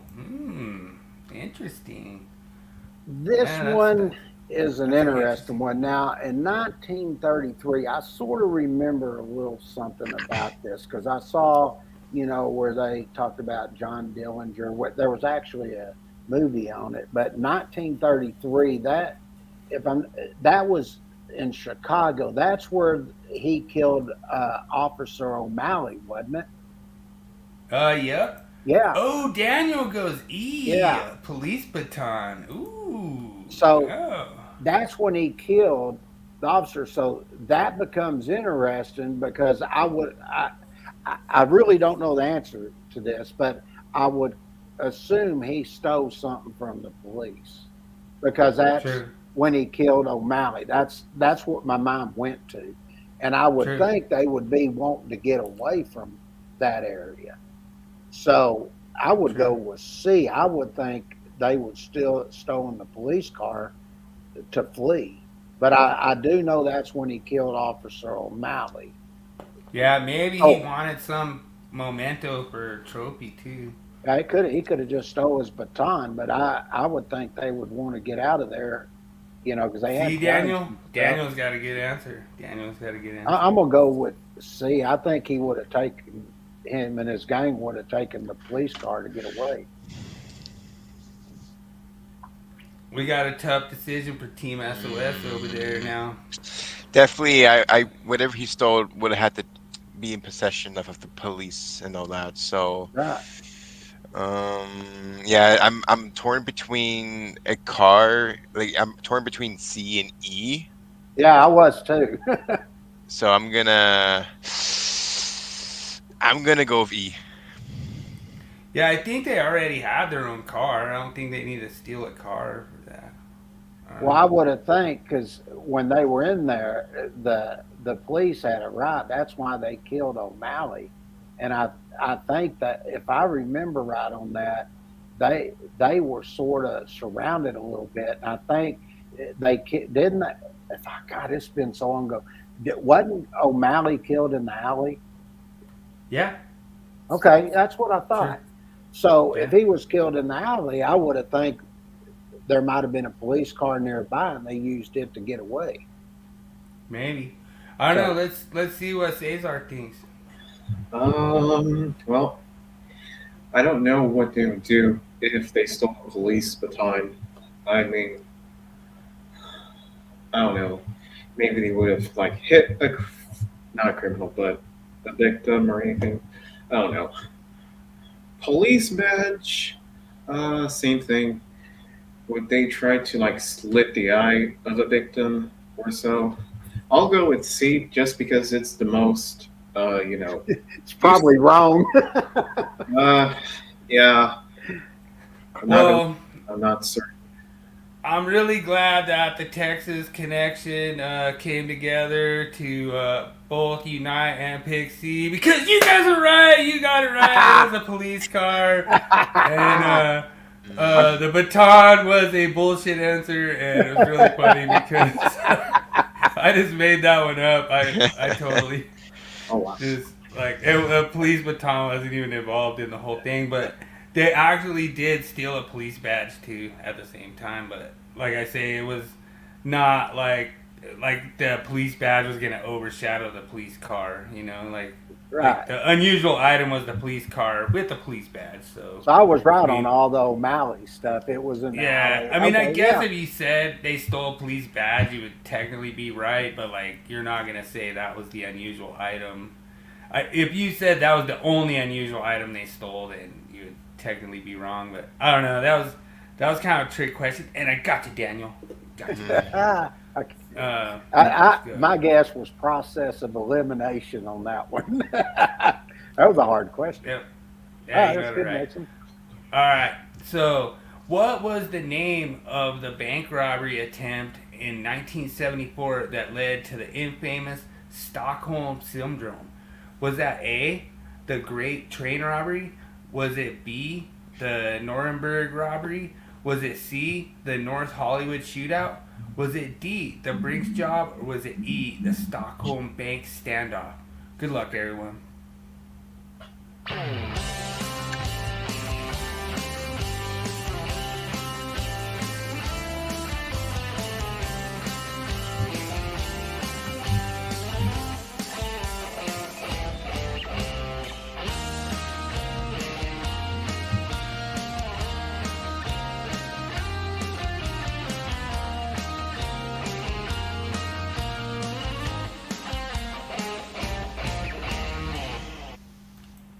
Hey, what up, Metro? Metro in the house. I'm going to let everybody answer this one because in the 80s, about late 80s, I actually saw the show they did on Stockholm Syndrome, and I actually know the answer to this one. I was gonna guess B. All right. You know what? The bank that was involved, I think it's called Credit Banking. I'm not the best at pronouncing Swedish names, but something along that line. So, and I think it was in Stockholm. Otherwise, it would be called the Stockholm Syndrome. So, just based out of logic, I'll just go with E, Stockholm Bank Standoff. All right, good answer, Cesar. And so Adam goes B. Looks like Daniel J is gonna copy Adam and go B. Well, so, I can tell you could automatically eliminate A, C, and D. The reason is because it is a Swedish name, and the Swedish name was B. The Stockholm Bank Standoff was one Bill probably just threw on there. But it was a Swedish name, which was B. Oh, and goes A, the Great Train Robbery. It's B. What? I just throw answers on, dude. I mean, what? Like, come on, dude. You did. You know you did on that last one. All right. Well, whoever answered B, you are correct. That is the correct answer, and a good thing that you guys do not listen to answers I just throw on there. But I appreciate you, Cesar, for believing me. Believing in me. Believing in my second answer. All right. In 1997, 2 heavily armed bank robbers engaged in lengthy shootout with police after robbing a Bank of America branch. Where did this intense standoff take place? Was it A, Las Vegas, Nevada? Was it B, Chicago, Illinois? Was it C, North Hollywood, California? Was it D, Miami, Florida? Or was it E, Beverly Hills, California? Good luck, everyone.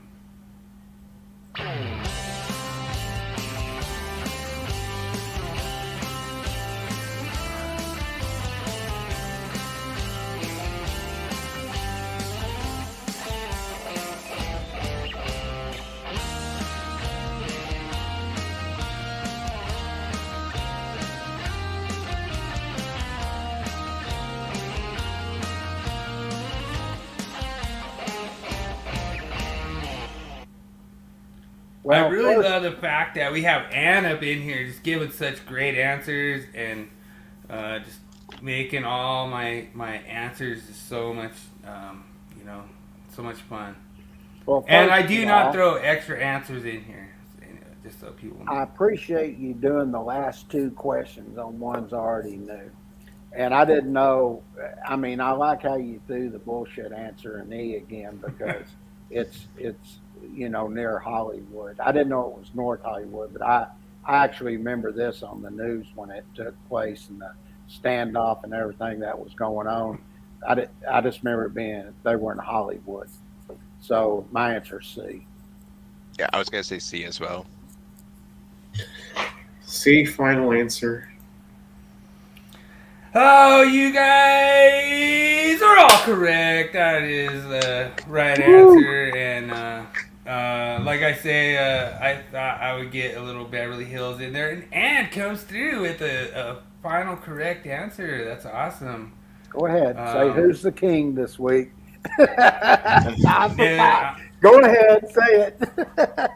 I'm telling you, these were like a lot of repeat from our last time. So, of course you were supposed to get them. I set them up to where you're supposed to get them. Like, that's the whole reason I did it. Like, everyone knows I say it's an easy quiz because I want everyone to get right answers.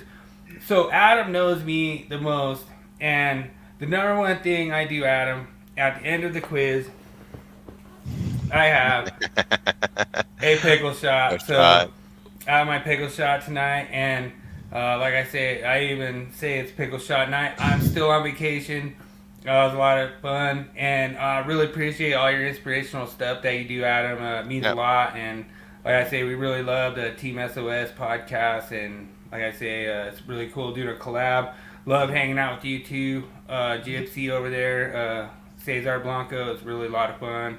Anybody that wants to jump in for collabs on this, feel free. I love doing it. And pickle shot to you, Adam.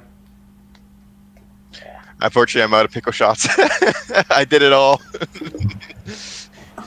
Alcoholic. I'm a pickle alcoholic. Get drunk on pickle juice. So he actually doesn't actually drink alcoholic pickle juice like I do. So No. That's why I said pickle juice. Yeah, but Adam, he's more addicted to like the seed part of the dill.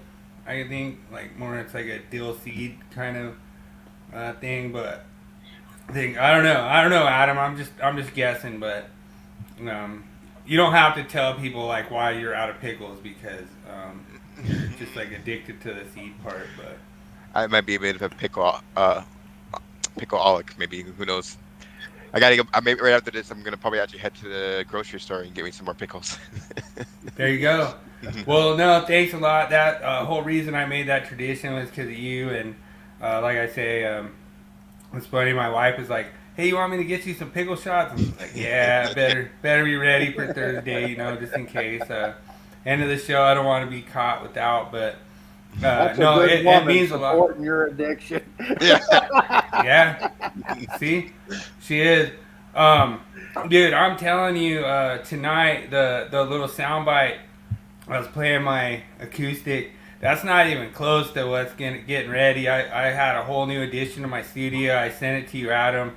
I have like a whole new multiple effects processor, new amp, a whole bunch of new stuff. So I'm gonna be able to like record all my new backing tracks and stuff. So I'm gonna get that fired up and ready and start getting going. But it means a lot that you guys join us, and you guys are more than welcome to hang out for the rest of the show. We're just gonna keep going, huh, James? Well, we're gonna skip the topic of the week because we're all getting close. We're at an hour and 45 minutes. It'll take me 45 minutes to go through. Well, no, I don't think they was be here 2.5 hours, 3 hours tonight. You told me that the myth of the week was going to go long this week, so I did, and it went long. I mean, it went what hour? Well, you went about 45 minutes, at least 45 minutes. So let's go ahead and do a tour of the week. All right.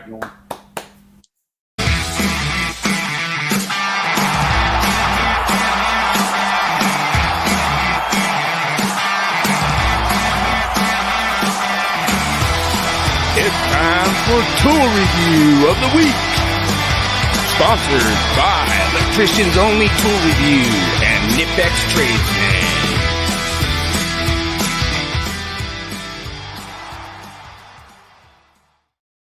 All right. Oh, dude, Adam already went to go get pickles. All right. So, dude, that was fast. All right, so this is kind of a redo of a tool that I did before, and it's the weed eater for your backyard. And like I say, I actually bought two things that I really, and Adam's, yeah. Dude, I know you're just jumping out to go get pickles for next week. I know that's what you're doing. But I bought the 9 amp hour battery for this, and it is just amazing. Like, it works great. I could weed eat my whole entire yard and not even use a single bar on that battery. The one thing I will say about this, using it, I've used this for probably about 2 years now, is you want to use the DeWalt string for it. There's like a special string that comes with it for the twine that you go cut with. So that's just something you want to keep in mind when you're using this. But like I say, overall review is this is the best. I get like compliments every time I break it out. People are like, "Oh wow, that's way better than gas," and yeah, it is. And the whole thing is with that DeWalt platform, everyone knows I like the Yellow Decker. It just throws it down, battery power, everything all together. It's a really good design, really rugged. I've taken out a lot of really large weeds with this, and like I say, I've used different kinds of string with it, the different kinds of twine, and it works, but it doesn't work as good as the actual DeWalt.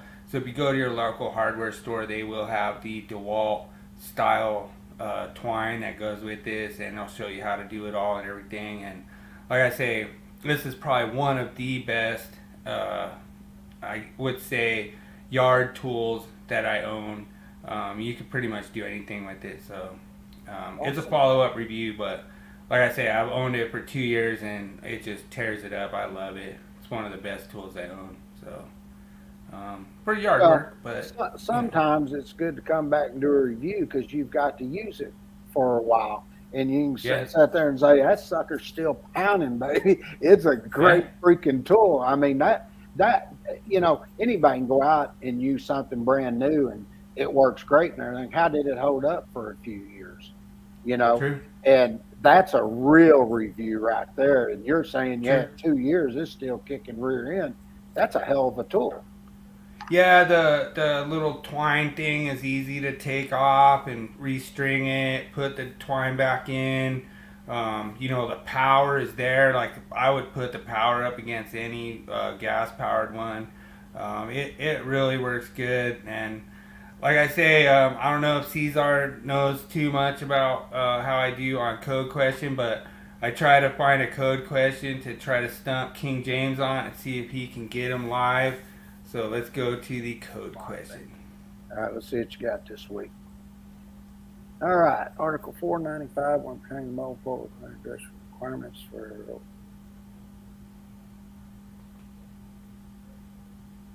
Part 4. Okay, that's over current, isn't it? Yeah, I think it's over current protection.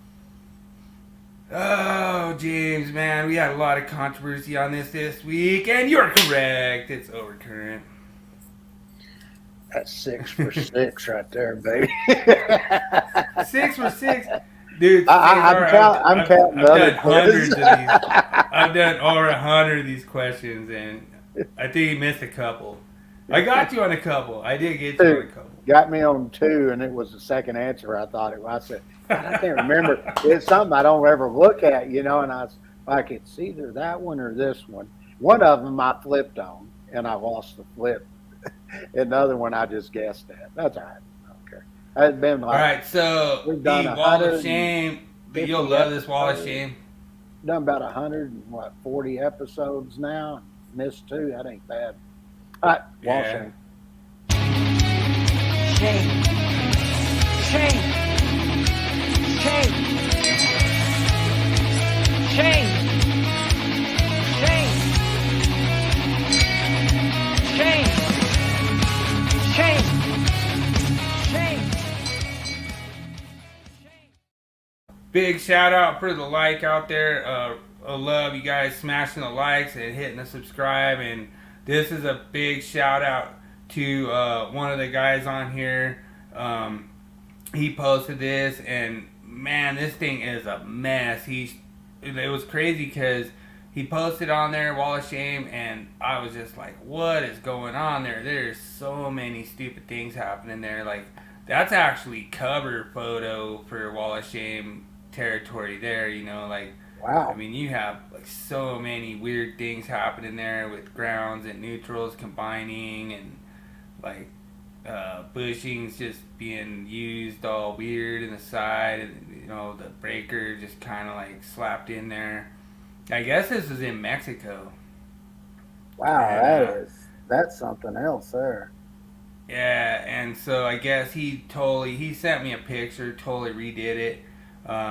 And this was the same guy that was intriguing last week when he came in. I can't remember his name. I thought I had it here. Oh, yeah, it's Eric Del Uber. Eric Del Uber. So a big shout out to you, Eric Del Uber. Thanks for this picture. Posted it in Wall of Shame.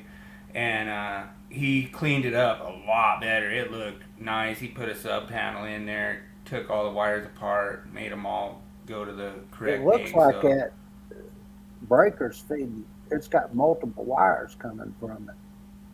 Yeah. Yeah, that one. And, dude, like the cobwebs and everything, like, so it must have been working like that for a long time. None of the white wires are re-identified for anything. You don't even know what's going on there. I love the lug with, like, all those neutrals and grounds going into that one lug. That is something else. Wow. Yeah, that's pretty terrifying looking right there. Yeah. Wow. And, like I say, I really appreciate Cesar. Thanks for joining. Really means a lot coming in here. Thanks, Adam, for showing up. Means a lot. Thanks, Daniel, for coming in, trying to take down King James' crown. Like I say, Daniel actually does really good, man. Like, I think he only got one wrong, so... like I say, he tied you last week, but, like I say, actually Daniel might have beat you last week. I don't know. I don't remember. We'll have to go back, look at the instant replay. But like I say, it's a lot of fun. I know you went. I wouldn't know you went 4 for 5 last week. So all I know is I don't dwell on the past. He lost this week, and that's the end of discussion. All right. Well, we're not going to continue to try to compete. Like this is the whole thing. We're just not going to try to bring up all this competition thing, unless you're losing. That's the only way. You know how you're supposed to do this, right? You only focus on when you do the good. Don't focus on the bad. True. Like I say, I fully expect CU to win tonight. Good luck, Buffs. Like I say, they got a tough battle with North Dakota State. So yeah, I know. I think Dad's in there watching it, so I'm probably gonna grab us a couple burgers so I can come back and watch the game. So I'm so looking forward that tomorrow TCU plays. I'm gonna watch that at the full hall course, and then Saturday 11. Well, I'm getting up at 11 because I want to watch Georgia and Clemson play. I want to see that game, and then at 2:30 you got the Longhorns. Then later that night, who's USC playing? They playing LSU or somebody? Like I can't remember. So is there like a bunch of Friday games then tomorrow? There's only two big ones, and so TCU you're talking about the Saturday Stanford. game. Yeah, Saturday's what I'm looking forward to. Yeah. Okay. So. Got you. Football season's coming. Are we going to take Monday and have Monday morning coach? Let's do it. I'm down. Good. You're welcome to come, Caesar, if you want to. We're just going to be talking college ball, and then eventually we'll get into pro ball. We're just going to have fun talking about who did what and all of that, and then, whoever your favorite team is, you can talk about them, what they did and all of that. And dude, I'm calling no fair. I'm saying Cesar can't be in there, man, because Cesar is a Cowboys fan. We can't have two Cowboys fans on the same we screen, can. Man. You're welcome, baby. Screw him. I don't know, man. I don't know. That's like 2 against 1, man. I don't know if we can have that, but no. Honestly, I'm just joking, Cesar. Everyone's welcome. We could trash talk, whatever, and I'll bring a bunch of Cowboys jokes, like for like the 2-on-1. Dude, did you hear that the Cowboys tickets have got so cheap now that you could go down there on the field and call 2 plays for $45?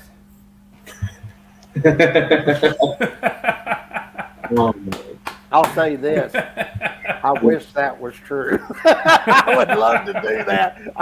I'd pay $200 to go do that. I'd pay $1,000 just right there. You'd probably call some pretty good plays. I don't know.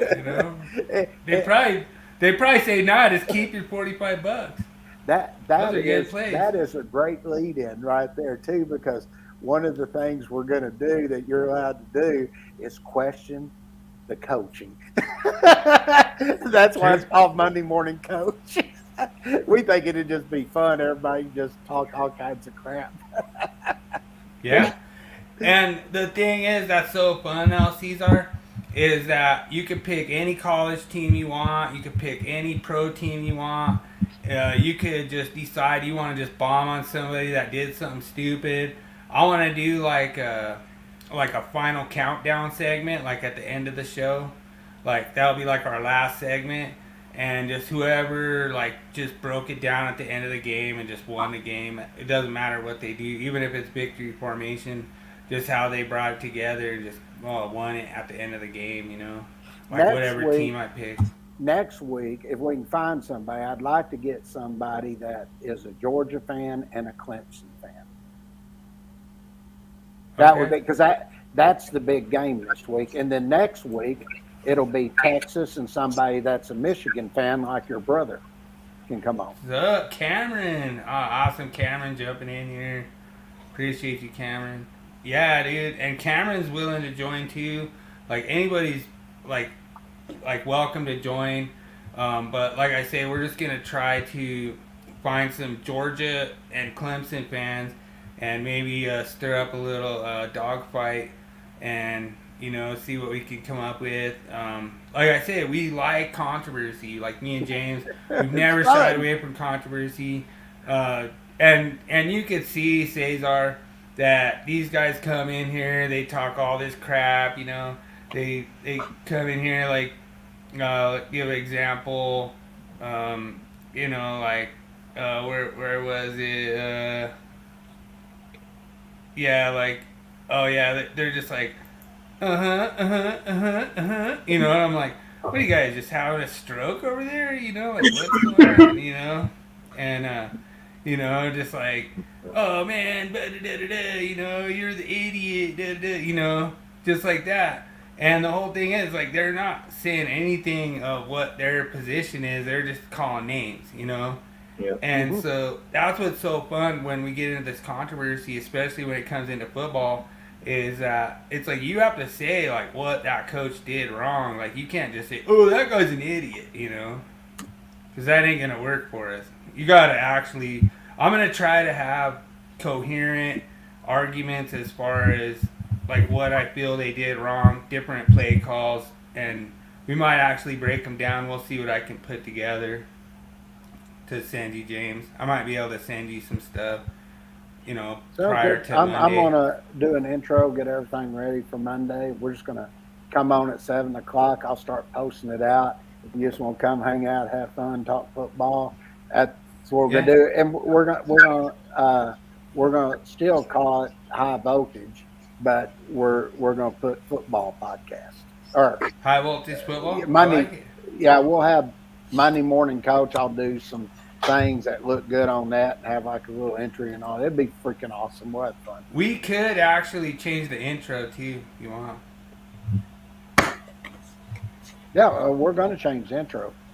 I'm already working on it. So, all right, let's wrap it up. I'm going to go watch some football. Hell yeah, it's football. Go Buffs. See how Colorado does. All right. Hey, and remember, everyone, make every day an easy day. Amen. Everybody enjoy the start of college football season. I know it's going to be fun. Well, so we're going to be seeing y'all here for quite a while on Mondays and Thursdays. And Adam sees everybody's allowed to come, just have a good time. But if we can find a Clemson in Georgia, that's something we need to try to do for this weekend. And the next Monday, you got me for the Longhorns, and you can have your brother come on. He's a Michigan fan, or whoever is a Michigan fan. Dude, I think I'll reach out to Curse because I think William Curse is a Georgia fan. Oh yeah, reach out to him if we can. He knows somebody that's a Clemson fan. Just have them on. You're just having fun and listen about football. I think it'd be awesome. So there we go. Right. Dude, thanks for hanging out with us, Cesar. I really appreciate you hanging out with us. And like I say, you prepare for some really good cowboy jokes. I'll have some good ones. My pleasure. I'll try to join. See if I'm not caught up with, or if I'm not behind with calculus, because I did start my next college semester this week. Okay. Okay. Well, yeah, if you could just hang out with us for a minute. Come in. We'll have a Dallas Cowboy reunion segment, like for a couple minutes, and then you can go do your thing. So, means a lot. Appreciate it. Thanks for making King James feel like he's not the only Cowboys fan in the whole U.S., Aw, there's a reason they're America's team. You just keep talking that smack. That's why they're worth the franchise that's worth more than any other in the world. So even them soccer clubs overseas, they're worth more than them. How about that? There you go. All right, fellas. Well, y'all have a good night. Everybody, see y'all Monday night. All right, let's wrap her up.